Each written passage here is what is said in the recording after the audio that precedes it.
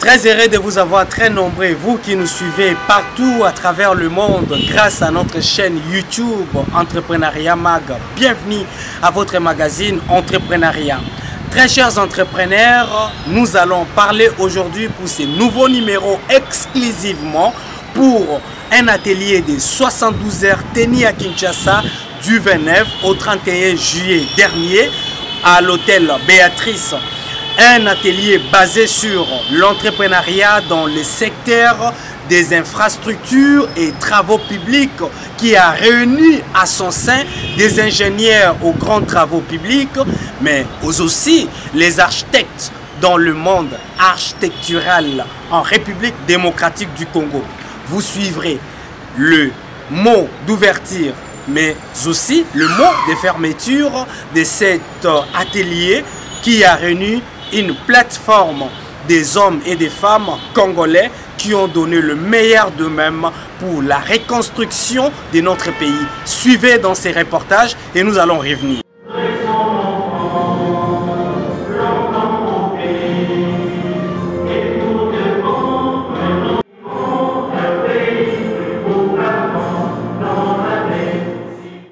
D'intérêt économique, l'Alliance des bâtisseurs du Congo, ABC en sigle. En mon nom propre, de saluer votre remarquable présence à nos assises de ces jours, organisées dans ces magnifiques espaces Béatrice Hôtel. Sous le haut patronage de son Excellence, Monsieur le Président de la République, chef de l'État, et c'est malgré vos multiples occupations. Trouvez ici l'expression de notre gratitude de ces gestes, qui constitue pour nous une marque de considération et surtout d'encouragement à l'entrepreneuriat congolais que nous représentons ici dans cette salle. De manière particulière, nos remerciements s'adressent au Président de la République, chef de l'État, qui a bien voulu que cet atelier soit organisé. Il trouve ici l'expression de notre gratitude. Je m'en vais aussi remercier son Excellence, Monsieur le Vice-Premier ministre, pour son soutien permanent, bien sûr, aux entrepreneurs congolais depuis que l'ABC a été créé. Créé dans un contexte d'appropriation de la vision du chef de l'État de promouvoir l'entrepreneuriat congolais, l'ABC se veut être une plateforme de plus de 90 entreprises dont le capital est majoritairement détenu par des Congolais exclusivement. L'objectif, au-delà du développement de l'activité économique de ses membres, est de participer activement à la reconstruction de notre chair et surtout de démontrer le savoir-faire des fils et filles de la RDC à travers la réalisation des travaux de grandes envergures jusqu'ici confiés aux sociétés étrangères. Lors de la commémoration des 60 ans d'accession de notre pays à l'indépendance, il ressort des analyses de plusieurs experts que notre pays n'a pas véritablement capitalisé la dite indépendance. La situation socio-économique laisse à désirer et va s'empirer sincèrement. Dès lors, devant ces tableaux sombres aux perspectives incertaines, les entrepreneurs congolais du secteur des infrastructures et des génies civils réunis au sein de l'association qui est dénommée Alliance des bâtisseurs congolais, ABC en sigle, ont par devoir patriotique dégagé la nécessité de participer à ces débats nationaux dans l'optique de contribuer modestement à la recherche des voies et sorties et contribuer à l'effort de relever les défis du développement de notre pays. Excellence, Monsieur le Vice-Premier ministre, l'Alliance des bâtisseurs congolais, ABC en sigle, est un consortium des entreprises spécialisées dans les infrastructures et des génies civils. Au terme d'une longue réflexion, a décidé de présenter ses assises sous le haut patronage du chef de l'État incarnant un nouveau leadership congolais, pour ainsi dégager des actions de plaidoyer en direction du pouvoir public qui ont l'obligation, conformément aux dispositions des articles 36 et 37 de la Constitution, qui dispose et dit ceci. Tout Congolais a le droit et le devoir de contribuer par son travail et à la reconstruction et à la prospérité nationale. C'est l'article 36, alinéa 4. L'article 37, alinéa 2 de la Constitution, dit ce qui suit. Le pouvoir public collabore avec les associations qui contribuent au développement social, économique, intellectuel, moral et spirituel des populations et à l'éducation des citoyens et citoyennes. Cette collaboration peut revêtir une forme de subvention. Pour l'Alliance des bâtisseurs congolais, le temps est donc venu, après tant de conséquences de l'impréparation à la base des gâchis, d'improvisation, des ratés, 60 ans après l'indépendance, de se servir et de se disposer pertinemment de notre Constitution, afin que désormais, que toutes les institutions de la République s'investissent, chacun en fonction de ses compétences qui sont d'attribution, à s'appuyer impérativement sur les fils et fils de ces pays, qui font déjà preuve de ce qu'ils peuvent apporter à l'édification des infrastructures, autre action de développement de la RDC. Lors de ces présentes assises, l'Alliance des bâtisseurs congolais se fixe comme objectif réfléchir et faire réfléchir toutes les parties prenantes directes et indirectes du secteur des infrastructures, de relever les défis qui sont ceux des PME du dit secteur. À travers des recommandations, les perspectives qui feront de l'entrepreneur congolais un des maillons essentiels pour le développement socio-économique du pays à travers la réalisation des infrastructures d'envergure. Nous sommes convaincus que la voie de sortie, sinon celle du salut, passe également par la responsabilité des Congolais eux-mêmes. Comme les premiers acteurs de la construction et de la refondation de leur État. C'est là, même le Créateur les reconnaît. Si d'un côté nous devons, nous Congolais, être l'avant-gardiste dans l'occupation de nos rues, avenues et artères de la capitale, les chefs-lieux de province et de localités, des marches, des revendications politiques et socio-économiques, ce qui est également légitime pour nous, nous devons également, et surtout aujourd'hui, rivaliser d'ardeur dans l'édification participative et technique des problèmes de développement individuels, familiaux et communautaires, afin d'élaborer des projets en termes de pistes de solutions et de différents problèmes. D'organiser une mise en œuvre cohérente et fiable des projets, assurer et faire le suivi et évaluation des interventions engagées par les autorités et nous approprier du processus de développement et de la pérennisation des interventions du gouvernement. L'Alliance des bâtisseurs congolais invite très respectueusement le nouveau leadership au sommet de l'État et le gouvernement dont vous représentez, Excellence, Monsieur le Vice-Premier ministre, à planter ces décors dans les différentes politiques sectorielles qui relèvent de leurs compétences pour ainsi faciliter le lancement réel et significatif du programme de construction et de la refondation de l'État congolais. Dans la plupart des bilans partagés par des différents spécialistes sur les marchés en RDC, 60 ans après l'indépendance, la politique mise en place ont plus mis les Congolais à l'écart de l'action de développement et de son espace hérité de la colonisation.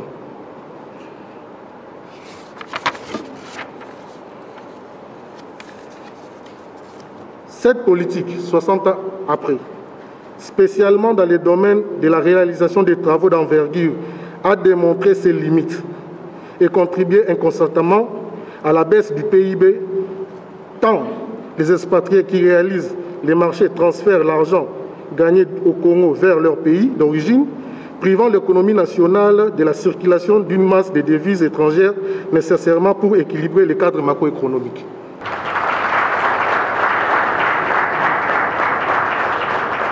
J'étais invité à ouvrir les travaux de ce séminaire organisé par les consortiums d'entrepreneurs congolais qui sont venus 60 ans après pour réfléchir pour la nouvelle façon de travailler dans notre secteur.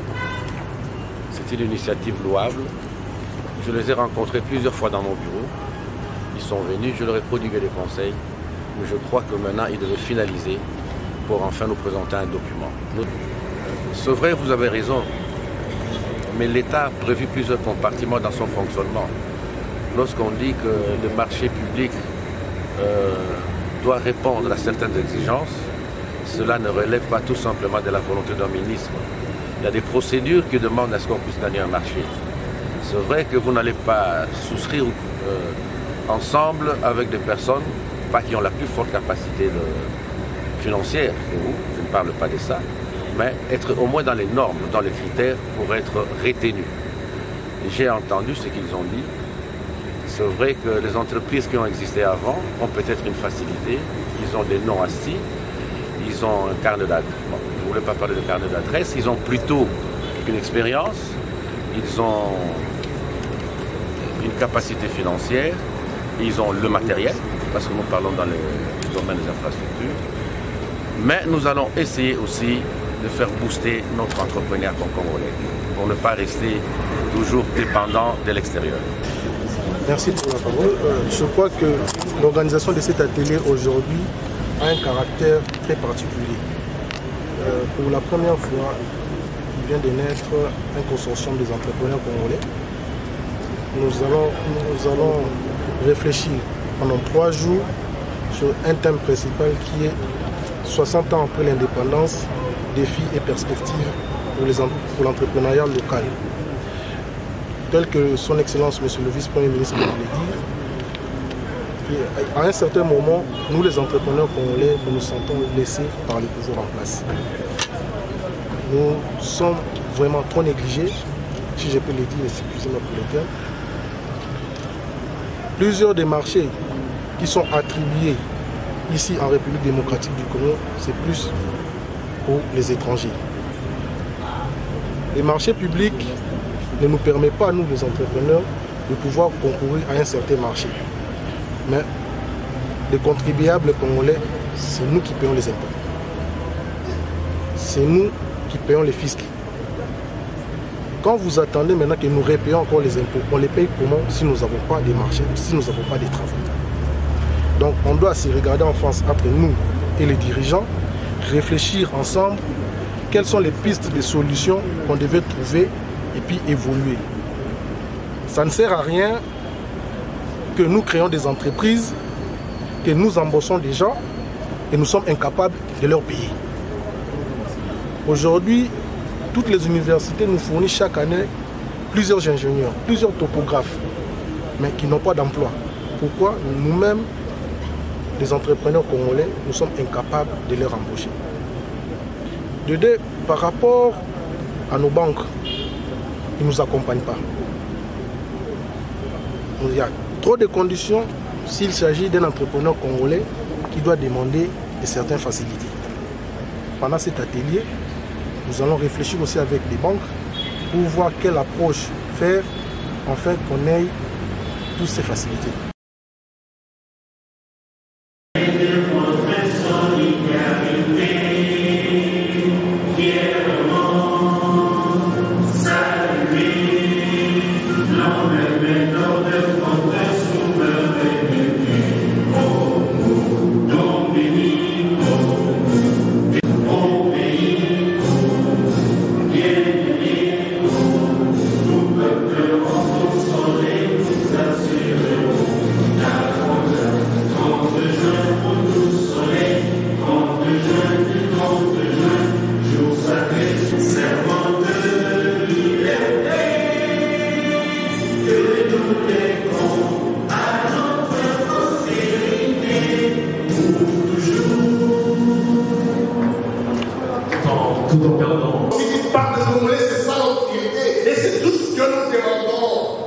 Nous en avons le droit.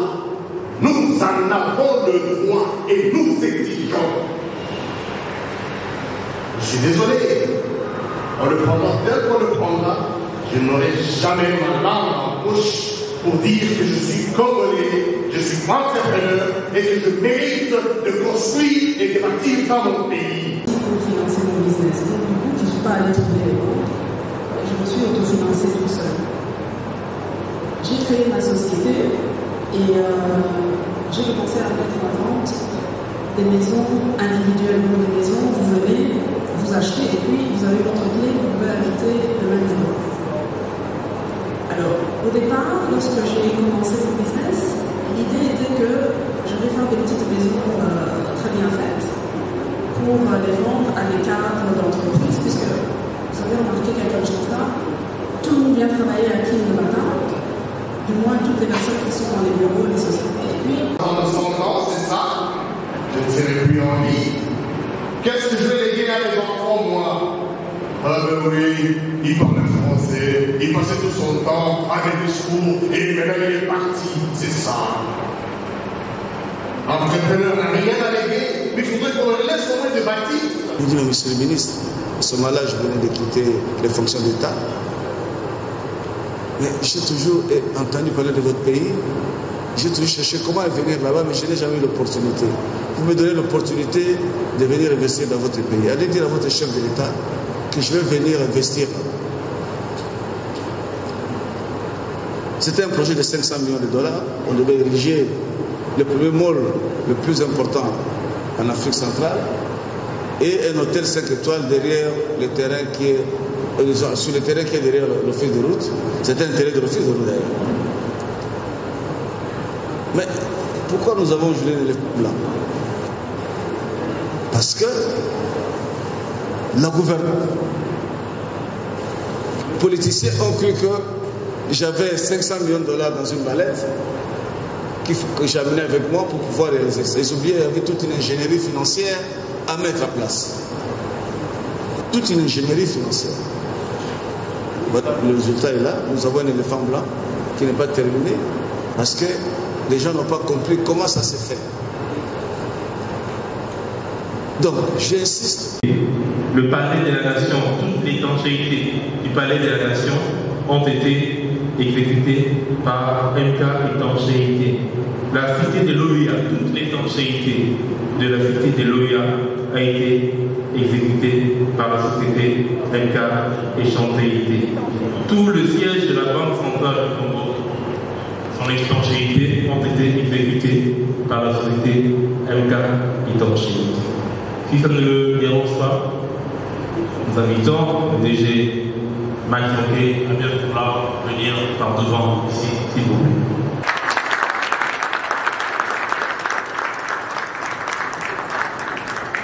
Ensuite, le secrétaire général, je vais vous inviter au connivence avec le président de ABC à bien vouloir primer.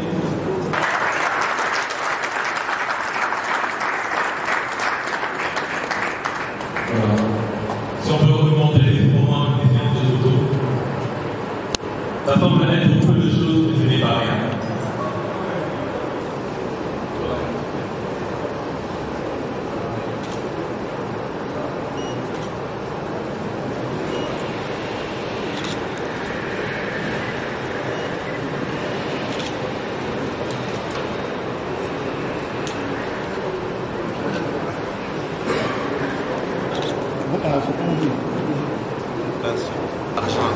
Parce que nous nous débrouillons tous les jours à nous battre, à trouver de l'argent, à faire tout ce qu'il y a à faire. Mais ce dont on demande aux autorités, c'est de nous regarder. Après 60 ans, il y a des jeunes Congolais entrepreneurs qui ne sont pas comme les autres, qui demandent leur système, mon frère. C'est un système. C'est un système qui est déjà établi. C'est un système établi. Ce dont on demande, c'est que les autorités regardent les choses en face. C'est un système, il doit cesser ce système-là de privilégier les autres. Nous, on travaille ici, on engage des gens ici et on paye les taxes ici. Mais plus de 80% de tous ces étrangers-là qu'on donne les marchés, ils investissent pas chez nous. Ils ils investissent en dehors. Mais nous, on prend nos voyages, on va par-ci, partout dans le pays, on nous respecte. Vous avez entendu quelqu'un qui a gagné un marché au Nigeria. Moi, je gagne des marchés en Afrique du Sud, j'ai des business aux États-Unis. Mais chez nous, on me regarde comme si j'étais une poussière. Je refuse ça. Je refuse que toi, ministre, qui me regarde, que tu me traites comme une poussière. Parce que je suis respecté ailleurs, je veux que chez moi, on me respecte. On ne demande pas de priver les projets aux étrangers. On ne demande pas il faut qu'il y ait la vraie compétition. Ici, il n'y a pas de compétition. Qu'on ne nous dise pas qu'il y a la compétition. Il y a le favoritisme, il y a les privilégiés. En anglais, on les appelle les privilégiés. Et les privilégiés, ce ne sont pas les Congolais. Dans d'autres pays, on donne un marché aux étrangers quand on voit qu'il n'y a pas la compétence locale. Après, on donne un marché aux étrangers. Mais ici, on n'a même pas des informations des opportunités qu'il y a. Mais les Libanais, les Indiens ont toutes les informations. Mais nous, les Congolais, on n'a même pas les informations. On ne sait même pas ce qui se passe. Voilà. On vous demande avec toute humilité, vraiment, de nous respecter. C'est juste ce qu'on demande. Ce qui doit être fait, c'est simple. C'est ce que je demande. Ce qui doit être fait, c'est simple. Monsieur le Président, Monsieur le Premier ministre, faites en sorte que tout ce qui se passe dans les conseils des ministres, qu'on vous présente tous les appels, qu'on cesse des histoires d'appels d'offres, on sait déjà qui va gagner. Qu'on vous présente les projets, les budgets qui sont amenés dans les projets, qu'on vous présente les sociétés congolaises qui sont d'abord retenues. Moi, j'ai une licence de catégorie A. Je peux faire les ponts, je peux faire les routes, je peux tout faire. Mais ça fait une année que je n'ai pas de marché. Pourquoi ? Parce que quand on fait des appels d'offres, on sait déjà qui va réussir. Aujourd'hui, il y a un marché qui sont lancés de faire des routes. Mais c'est connu d'avance qui va le gagner. Mais pourquoi j'ai payé beaucoup d'argent pour avoir cette licence? Pourquoi je suis en train de me battre? Je me bats contre qui? Je me bats contre du vent. C'est pourquoi j'insiste, Monsieur le Président, Monsieur le Premier ministre, Monsieur le Gouverneur, Monsieur le gouvernement, respectez-nous. Considérez-nous, on est vos frères, on est vos enfants que vous avez engendrés dans ces pays. Vous avez payé nos études, vous nous avez envoyés ailleurs pour aller étudier et revenir. Cette main-d'œuvre locale, on est là. Respectez-nous, c'est juste ce que je demande. Pour changer ce système, ça ne demande même pas les lois, ça demande la volonté. Que le monsieur des infrastructures, le monsieur des ITPR, l'Inde Affaires, tous ces ministres sectoriels, qu'ils soient conscients que nous devons changer. Eux-mêmes là où ils sont assis, qui me regardent et disent que je change, qu'ils disent seulement eux-mêmes, je change, je donne les marchés aux locaux. S'ils ne sont pas compétents, je donne aux étrangers. Point barre. Effectivement, c'est bon. Maintenant, ce qui bloque, c'est le financement pour pouvoir le terminer. Il y avait toute une ingénierie financière qui a été mise en place pour réaliser ce projet. Mais cette ingénierie financière a été mal pilotée et ça a conduit à l'arrêt des chantiers. Voilà. Donc tout est stoppé, on ne sait plus avancer. Non, il faut que l'État reprenne ses responsabilités. Ça fait partie des infrastructures publiques. Nous avons organisé cet atelier pour réfléchir, comme le thème de l'entrepreneuriat congolais, 60 ans après, défis et perspectives. Nous avons réuni toutes les couches qui interviennent dans le secteur des infrastructures, afin de réfléchir et de pouvoir ressortir quelques recommandations pour nos dirigeants, de voir avec eux comment évoluer par rapport aux infrastructures dans les pays. Les principales recommandations, la première, que nous devons chercher à créer un fonds de garantie qui permet aux entrepreneurs congolais de pouvoir concourir et exécuter des travaux ici dans leur pays. Et de deux, l'autorité politique congolaise n'accompagne pas les entrepreneurs congolais dans les projets. Nous voyons que tous les grands projets sont exécutés par les entreprises étrangères, ce qui n'est pas bon. Vous voyez, ce n'est pas à se cacher la face avec le programme de 100 jours. Qu'est-ce que nous pouvons donner cela? Alors, nous avons suivi le discours du chef de l'État. Il nous a demandé d'oublier le passé et voir l'avenir. C'est ce qui nous a amené à réfléchir sur tout ça. Il y a plusieurs architectes, les ingénieurs et les entrepreneurs. Ils ne sont pas pris en charge par le gouvernement. Je crois que c'est les champs de bataille de tous les jours. il faudrait que nos gouvernants sachent que l'industrie de bâtir locale doit être développée pour faire face plutôt à tous les étrangers, les prédateurs qui pensent que notre pays c'est une poubelle, notre pays c'est un jardin où tout le monde peut venir entrer faire quoi que ce soit. Donc il faudrait qu'il y ait des lois, il faudrait qu'il y ait des recommandations, il faudrait qu'il y ait des ordonnances qui couvrent, qui protègent les Congolais d'abord, les entrepreneurs congolais et tous les acteurs dans l'industrie de bâtir. Vous avez la loi, vous avez l'ordre. Qu'est-ce qui manque? L'ordre, c'est une chose. Vous savez, il y a combien de lois dans notre pays qui ne sont pas appliquées. Mais nous, au moins, nous sommes en train de nous battre maintenant pour qu'on puisse appliquer l'applicabilité d'une loi. On sort d'un système depuis 1959 jusqu'à aujourd'hui. Ça a toujours été comme ça. Ce sont les expatriés. Donc, à peine nous venons d'avoir des lois. Il y a une année, 2 ans, je crois qu'on a encore du chemin. Et il faudrait qu'un nettoyage systématique se fasse dans les chefs des gouvernants, qu'ils comprennent qu'il faut travailler avec les Congolais d'abord et les étrangers après. Merci. Non, personnellement, je suis très ravi parce que c'est une première en République démocratique du Congo que nous ayons un tel représentant. Pour les ministères, c'est un bon signal parce que maintenant nous avons un interlocuteur valable, n'est-ce pas, pour faire face aux problèmes qui sont liés aux infrastructures.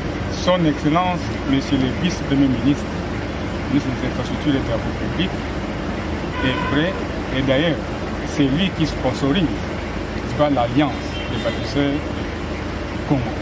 Donc c'est lui qui est l'accompagnateur numéro 1 de cette organisation. Alors, comme il accompagne l'organisation, vous pensez qu'il peut faire autrement? Il ne pense pas. Donc nous comptons sur le gouvernement, nous comptons sur la bonne volonté, n'est-ce pas, de votre vice-premier ministre, et je pense que les choses vont se faire. J'ai dit que nous entrons maintenant dans une nouvelle époque.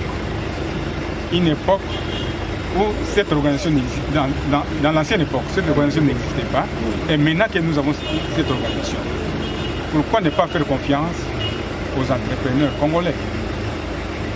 Nous faisons confiance aux entrepreneurs congolais parce que, en leur faisant confiance, nous donnons du travail, n'est-ce pas, à nos compatriotes, et en même temps, nous avons, n'est-ce pas, nous n'avons pas la perte des capitaux. Et je pense que plutôt la population, c'est un problème de communication. Nous devons faire confiance à nos entrepreneurs. Donc la population doit faire confiance à ces entrepreneurs, aux entrepreneurs locaux. En tout cas, l'expérience évidemment de poids lourds, c'est une bonne expérience. Mais nous avons plus que ça. Il y a des entrepreneurs congolais qui ont réalisé, qui ont fait des prouesses ailleurs, par rapport, n'est-ce pas, aux routes et par rapport, n'est-ce pas, aux immeubles. Pourquoi ne pas les faire confiance ici? Merci pour votre fidélité, de nous faire confiance dans les cadres de votre magazine pour vous informer dans les contextes entrepreneurial en République démocratique du Congo. Mais avant de nous quitter, n'oubliez pas de vous abonner sur notre chaîne YouTube Entrepreneuriat Mag et partager ces liens. Merci, le plaisir était de mon côté de vous présenter ce nouveau numéro de votre magazine Entrepreneuriat. Chers entrepreneurs, à très bientôt.